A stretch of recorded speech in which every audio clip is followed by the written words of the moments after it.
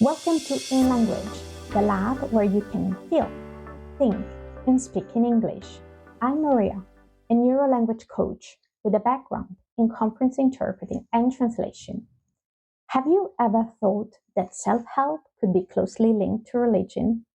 When I work with my coaches in English, French, or Italian, I like to select stories and books that tap into human potential.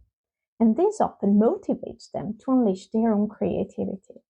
That's the reason why I've decided to dedicate my very first lab to the Gospel of Thomas. I don't know if you're aware that the Gospel of Thomas is a Gnostic text, meaning it's not included in the Bible. It's shrouded in mystery, yet the majority of scholars believe it was written in the first half of the 2nd century. However, that's just a guess, since we can't be certain. It was originally written in Greek and later translated into Coptic.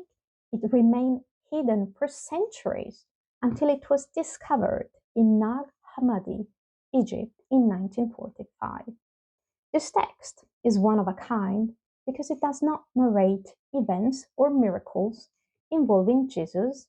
Instead, it's a collection of 114 sayings and teachings attributed to him.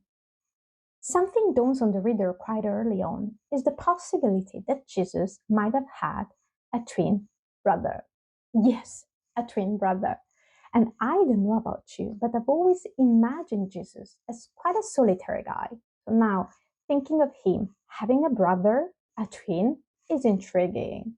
And wait a second, if that were true, what would happen to the other story? I mean, the big one. The one with the 3 wise men visiting the up until this point lone baby. Okay, however, let's put this minor detail aside for now. As I was saying, this gospel is a collection of 114 sayings. They don't all have the same style and probably belong to different periods. But today, I'd like to focus on the ones where Jesus tries to teach his disciples how to find true happiness. And he talks like a mystic guru when he tells us the only way we can save ourselves is by gaining wisdom. And the wisdom in this case is becoming fully human. Okay, so let's start with saying number 48. It's interesting, and you might have heard it before.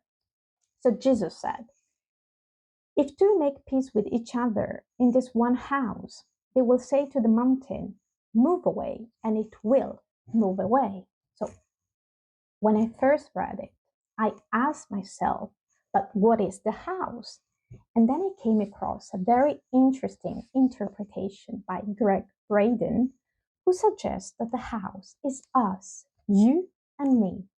And the two refers to the thoughts and the emotions.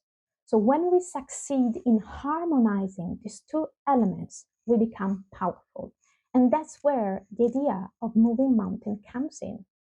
And this saying reminds me of the dichotomous view of the world we tend to hold. So science versus spirituality, hard skills versus soft skills, male versus female, AI versus the human mind. We could take Braden's argument a step further to marvel at how somebody as influential as Jesus was already telling us a long, long time ago to unify these opposing forces. And returning to the gospel, Jesus repeats a similar idea in saying 106. So, if you're curious, look it up and let me know what you think in the comments. Okay, but now a change of scenery as we move on to saying number 3.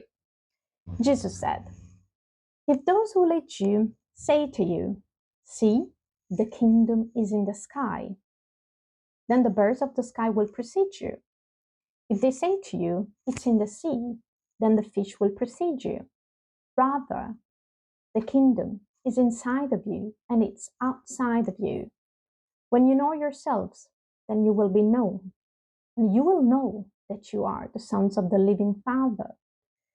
But if you do not know yourselves, then you are in poverty, and you are poverty. Fantastic Isn't it? He's reminding us to seek within and stop chasing external validation. Okay.